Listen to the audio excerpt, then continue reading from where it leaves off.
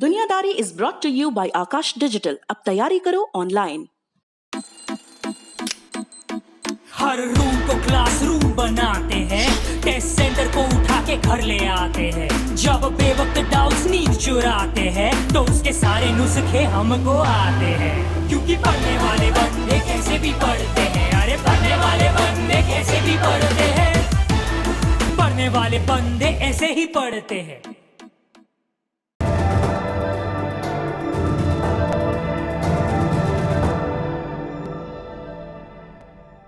नमस्ते, मेरा नाम सौरभ द्विवेदी है। आप दुनियादारी देख रहे हैं। दुनियादारी लल्लन टॉप का इंटरनेशनल न्यूज़ का बुलेटिन है। आज दुनियादारी में आपको एक अरबपति के बारे में बताएंगे जो देश छोड़कर नहीं भागा तमाम मुसीबतों के बावजूद, और जिसके खिलाफ चीन और क्रूरता की हदें पार कर रहा है। सुर्खियों में आपको कुछ देशों की स्थिति के बारे में बताएंगे जहां हालत हिंसक है। इसमें अमेरिका भी शामिल है और बेलारूस भी। तारीख में आपको बताएंगे अमेरिका की उन कारगुजारियों के बारे में जिसने आखिर में उन्हीं के यहाँ धमाका किया, क्योंकि आज ही के रोज़ एक संगठन शुरू हुआ था जिससे दुनिया के सबसे कुख्यात आतंकवादी निकले। और आखिरी में एक नया सेक्शन जिसमें आज के बाद हर दिन आपको दुनियादारी के बारे में बताने के बाद दुनिया के एक कवि की कविता सुनाएंगे। तो शुरू करते हैं दुनियादारी। ये कहानी चीन में पैदा हुए एक बच्चे की है। वो 12 साल का था जब एक दिन नाव पर बैठकर चुपके से अपना देश छोड़कर भाग गया। भागकर पहुंचा पड़ोस के एक द्वीप। वहां एक कारखाने में मजदूरी शुरू की। 25 बरस का होते होते उसने अपना कारोबार जमा कर लिया। फिर एक दिन उसने अपना जमा जमाया धंधा छोड़ा, एक अखबार शुरू किया। वजह जानते हैं? क्योंकि उसने अपने मुल्क से, उसकी सरकार से हजारों निहत्थे लोगों की नृशंसता के बारे में सवाल पूछना था। सरकार ने लोगों की हत्या कर दी थी। इसके बाद ये इंसान पूरी उम्र चीन से बिना डरे उसकी आलोचना करता रहा, चीन की तानाशाही का विरोध करता रहा। जो चीन की तानाशाही का विरोध करते हैं उनका साथ देता रहा। हजारों धमकियां मिली चीन से, लेकिन वो नहीं माना। और अब खबर आई है कि चीन ने झूठे इल्जाम लगाकर उसे गिरफ्तार कर लिया है। विस्तार से बताते हैं पूरा मामला। कहानी है हांगकांग में रहने वाले लाई ची यिंग और जिमी लाई की। जिमी हमेशा से हांगकांग में नहीं रहते थे। हांगकांग के उत्तर पश्चिम में मेनलैंड चाइना का एक शहर है ग्वांचो। 1948 में यहीं पैदा हुए जिमी। परिवार शहर के अमीर लोगों में था, लेकिन 1949 में जब कम्युनिस्टों ने चीन की सत्ता संभाली तो जिमी के परिवार का सब कुछ छिन गया, सड़क पर आ गए। चीन का माहौल भी उस वक्त सही नहीं था, मतलब अभी भी कुछ ज़्यादा सही नहीं है दुनिया की नज़र से। ऐसे में कुछ बरस बाद 1960 में जिमी का परिवार एक डोंगी में बैठकर हांगकांग भाग आया। इस वक्त जिमी की उम्र थी 12 साल। परिवार का हाथ बटाने के लिए उन्होंने हांगकांग की एक कपड़ा फैक्ट्री में बाल मजदूरी शुरू की। कभी मिठाई की दुकान पर खटे, कभी बोझा उठाया, और ये सब करते हुए खुद को पढ़ाया भी। मजदूरी के दौरान कारोबार के गुण सीखते सीखते जिमी कारखाने के मैनेजर बन गए। फिर उन्होंने खुद का कारखाना खोला और तब उनकी उम्र थी 25 साल। शुरुआत में उनकी गारमेंट फैक्ट्री अमेरिका के बड़े बड़े ब्रांड्स को स्वेटर बनाकर भेजती थी। फिर 1981 में जिमी ने खुद का एक क्लोथिंग ब्रांड बनाया। इसका नाम रखा गिरडानो।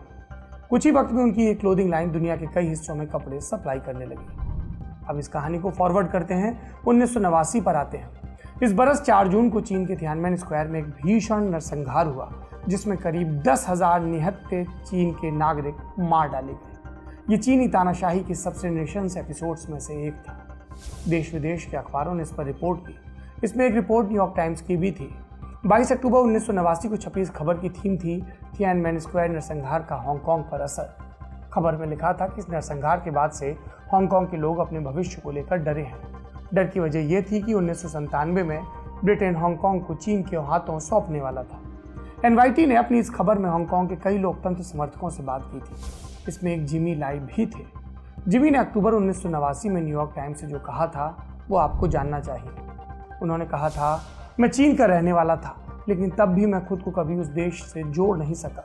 ये ज़रूर था कि मेरे भीतर अपनी चीनी पहचान को लेकर थोड़ा जुड़ाव बना था, लेकिन तियानमेन नरसंहार ने सब कुछ बदल दिया। इसके बाद मैं कमोबेश हर दिन रोया हूँ। हम चीन के लोग यहूदियों की तरह हैं, हमें भी एक मसीहा का इंतज़ार है। तियानमेन के वो छात्र हमारे मसीहा थे। इस नरसंहार से पहले मैं पैसा कमाने के लिए पैसा कमाता था, लेकिन अब मैं आदर्शों की राह पर चलते हुए पैसे कमाऊंगा। तियानमेन स्क्वायर नरसंहार के बाद असल में जिमी लाई को एक्टिविस्ट मोड में आना पड़ा। वो हांगकांग में होने वाले चीन विरोधी प्रदर्शनों में हिस्सा लेने लगे। उन्होंने हांगकांग में पनप रही लोकतंत्र समर्थक मुहिम को बढ़ चढ़कर डोनेशन देना भी शुरू किया और जिमी के अंदर आया ये बदलाव उनके बिजनेस में भी दिखा।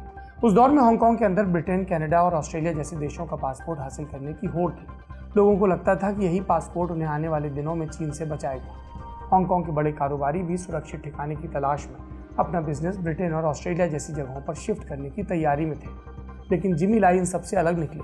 उन्होंने हांगकांग में अपना एक मीडिया हाउस खोला।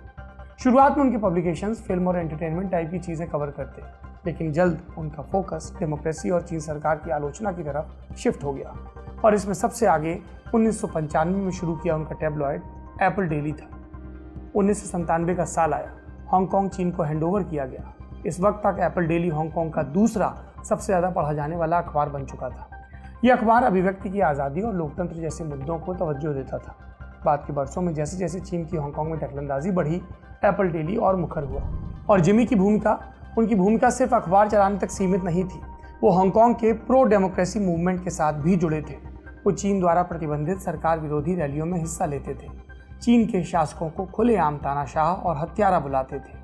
बाकी कारोबारियों से वो किसी भी तरह पेचिंग के आगे झुकने को तैयार नहीं थे। इस तरह जिमी हांगकांग के लोकतंत्र समर्थक गुट के सबसे प्रभावी चेहरे बन गए और इसी वजह से जिमी और उनका अखबार चीन की आंखों में खटकने लगा।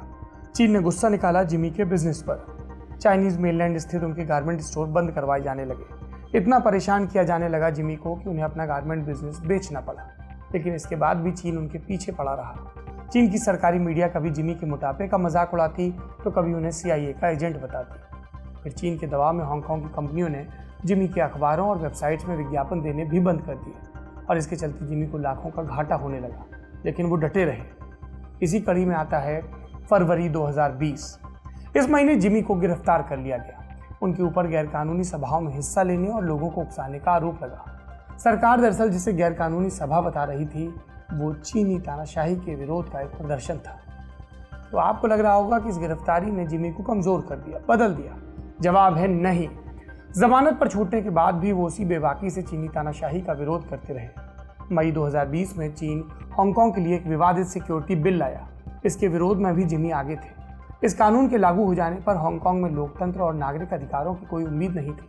ऐसे में जिमी ने अपने अखबार के पहले पन्ने पर एक चिट्ठी छापी। इस चिट्ठी में डोनाल्ड ट्रंप से हांगकांग को बचाने की अपील की गई थी। इन तमाम विरोधों के बावजूद 1 जुलाई से ये कानून हांगकांग में लागू हो गया। इसके बाद जिमी पर शिकंजा कसने लगा। आशंका थी कि वो किसी भी वक्त गिरफ्तार किए जा सकते हैं। 10 अगस्त को ये आशंका सही साबित हुई। इस रोज जिमी गिरफ्तार कर लिए गए। उनके ऊपर विदेशी ताकतों के साथ मिलकर राष्ट्रीय सुरक्षा को खतरे में डालने का आरोप लगाया गया। जिमी के 2 बेटे और उनके अखबार के कुछ और लोग भी अरेस्ट किए गए। एप्पल डेली के दफ्तर पर भी छापेमारी हुई। हांगकांग में जिमी की गिरफ्तारी का बहुत विरोध हो रहा है, लेकिन तब भी शायद जिमी को चीन ले जाकर उन पर मुकदमा चलाया जाएगा। आशंका है कि उन्हें उम्र कैद की सजा मिले। जिमी 72 साल के हैं। सजा मिली तो वो शायद ही जिंदा जेल से बाहर आए। जिमी की गिरफ्तारी होनी ही थी। चीन बरसों से इसका बहाना खोज रहा था। मीडिया रिपोर्ट्स के मुताबिक पिछले कुछ साल से चीन के कुछ सरकारी पत्रकार 24 घंटे जिमी के घर के बाहर मौजूद रहते थे। वो जिमी के घर आने जाने वाले हर इंसान की तस्वीर उतारते, इस उम्मीद में कि शायद इनमें से कोई आदमी मिले जिसके जरिए जिमी के कथित CIA कनेक्शन का सबूत बने। जिमी की गिरफ्तारी से पहले ऐसा नहीं था कि चीन के पिट्ठू सिर्फ दरवाजे के बाहर जासूसी करने तक सीमित थे। ये आए दिन जिमी के घर के बाहर बलवा भी करते, उन्हें अमेरिका का पालतू कुत्ता बताते। कुछ दिनों पहले चीन के एक अखबार ने जिमी के बेटे के रेस्तरां का नाम और पता छापा। कहा कि लोग इस रेस्तरां का बहिष्कार करें। आप सोचिए, जब खुलेआम जिमी को गिराने की इतनी कोशिशें हो रही थी तो पर्दे के पीछे चीन कितना कुछ कर रहा होगा, कितना डरा हुआ होगा चीन इस एक लोकतंत्र समर्थक आदमी से। ऐसा नहीं कि जिमी को अपने इस अंजाम का अंदेशा नहीं था। वो कई बार कह चुके थे कि उनके साथ इस तरह का सलूक होने वाला है। अभी जून में ही उन्होंने न्यूज़ एजेंसी AFP से कहा था कि वो खुद को जेल जाने के लिए तैयार कर चुके हैं। 29 मई को न्यूयॉर्क टाइम्स में लिखे गए अपने एक आर्टिकल में भी उन्होंने ऐसी ही बात कही थी। जिमी ने क्या लिखा था? मैं जानता हूं कि मुझे जेल भेज दिया जाएगा, लेकिन हांगकांग के लिए संघर्ष करने का मतलब बस इसे बचाना नहीं है। हम हांगकांग के लोग अपनी आज़ादी, अपने नागरिक अधिकारों के लिए लड़ रहे हैं। अगर दुनिया हमें सपोर्ट करे तो वो देख सकेगी कि चीन इस पूरी दुनिया की शांति के लिए खतरा है। आप जानते हैं, जिमी के पास ब्रिटिश पासपोर्ट था। बड़े बड़े विदेशी राष्ट्राध्यक्षों तक उनकी पहुंच थी। वो आसानी से हांगकांग छोड़कर जा सकते थे, लेकिन नहीं गए। एक अरबपति कारोबारी ने लोकतंत्र जैसी चीज के लिए अपनी जान दांव पर लगा दी। दुनिया में जहां लोग छोटे छोटे फायदों के लिए आदर्शों पर थूक देते हैं, वहां ये आदमी अंजाम जानते हुए भी चीनी हुकूमत से लड़ता रहा। सवाल ये है कि क्या जिमी लाई को बचाया जा सकेगा या एक और बेकसूर आदमी तानाशाही सिस्टम का शिकार बन जाएगा। ये सवाल बस एक जिमी लाई का नहीं है, ये सवाल केवल हांगकांग के अस्तित्व का भी नहीं है, ये सवाल ताइवान का भी है, ये सवाल हर उस इंसान का है जो दमन के आगे बगावत करने की हिम्मत दिखाता है। ये था दुनियादारी में बड़ी खबर सेगमेंट। अब बारी सुर्खियों की। पहली सुर्खी लेबनान से है। यहाँ प्रधानमंत्री हसन दियाब ने अपनी कैबिनेट समेत इस्तीफा दे दिया। अपने टीवी संबोधन में दियाब ने कहा कि लेबनान का एक ताकतवर वर्ग करप्शन के सहारे देश में बदलाव नहीं आने दे रहा। ये इस्तीफे 4 अगस्त को हुए बेरूत ब्लास्ट की वजह से हुए। इस्तीफों के बावजूद लेबनान में प्रोटेस्ट जारी है। कई प्रदर्शनकारियों को गोली मारने की भी खबर है। दूसरी सुर्खी अमेरिका के शिकागो से है। यहाँ 9 अगस्त की शाम को पुलिस ने एक आदमी को गोली मार दी। इसके बाद शहर में हिंसा भड़क गई। उग्र भीड़ ने कई दुकानों में तोड़फोड़ और लूटपाट की। बवाल के चलते शिकागो में शटडाउन की स्थिति है। अब तक 100 से ज़्यादा लोग दंगा करने के आरोप में गिरफ्तार किए जा चुके हैं। तीसरी सुर्खी बेलारूस से है। यहाँ 9 अगस्त को राष्ट्रपति के चुनाव हुए थे। हमने आपको इसके बारे में बताया था। इसमें तानाशाह अलेक्जेंडर लुकाशेंको के खिलाफ मुख्य कैंडिडेट थी स्वेतलाना तिखानोव्स्काया। चुनाव के दिन से ही स्वेतलाना गायब थी। खबर थी कि उन्हें हिरासत में लिया गया है। अब पता चला कि स्वेतलाना अपनी हिफाजत के लिए बेलारूस से भागकर लुधियाना चली गई। उधर बेलारूस में लुकाशेंको के खिलाफ लगातार चल रहे हैं प्रदर्शन और ये और भी उग्र हो गए हैं। ये थी सुर्खियां। अब बारी तारीख सेक्शन की। आज तारीख है 11 अगस्त और इसका इतिहास जुड़ा है एक कुख्यात आतंकवादी संगठन से, जिसने शुरुआत में अमेरिका से सपोर्ट पाया और आगे चलकर अमेरिका को सबसे बड़ी चोट पहुंचाई। बात 80 के दशक की है। उन दिनों अफगानिस्तान में जंग चल रही थी। एक तरफ था सोवियत संघ, दूसरी तरफ थे मुजाहिदीन लड़ाके। इन लड़ाकों ने सोवियत से अपनी लड़ाई को जिहाद का नाम दिया। जिहाद मतलब धर्मयुद्ध। सोवियत को किसी तरह हराने पर आमादा अमेरिका ने इस धार्मिक फितरत वाले कट्टरपंथी समूह की खूब मदद की। पाकिस्तान के रास्ते अमेरिकी मदद के सहारे मुजाहिदीनों ने सोवियत की नाक में दम कर दिया। ऐसे में सोवियत ने दशक बीतते न बीतते अफगानिस्तान से निकलने में भलाई समझी। सोवियत संघ अफगानिस्तान से निकला, लेकिन उससे लड़ने के लिए जिन कट्टरपंथियों को शह दी गई वो रुके नहीं। उन्होंने इस्लाम के बहाने अपने आतंकवादी मकसदों को जारी रखने का फैसला किया। और इसी बैकग्राउंड में आज से ठीक 32 बरस पहले यानी 11 अगस्त 1988 को पाकिस्तान के पेशावर में एक मीटिंग हुई।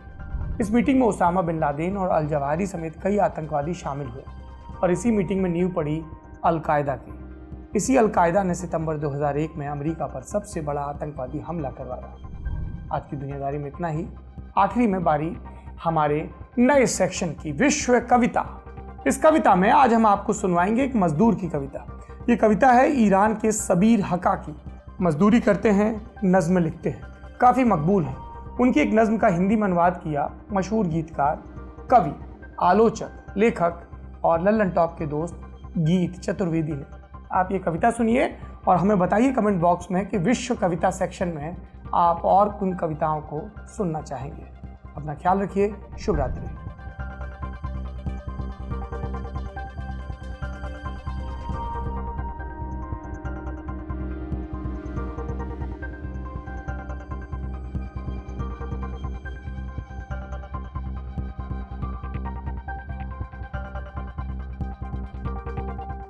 आपको सेहतमंद बनाने, हेल्थ की दुनिया के सब हाल बताने, आपको आपकी बॉडी के और करीब लाने, एक्सपर्ट्स के जरिए आपकी अवेयरनेस चमकाने, तंदुरुस्त रहना होगा नई लत। देखिए द लल्लन टॉप पर सेहत, सोमवार से शुक्रवार रोज 12 बजे।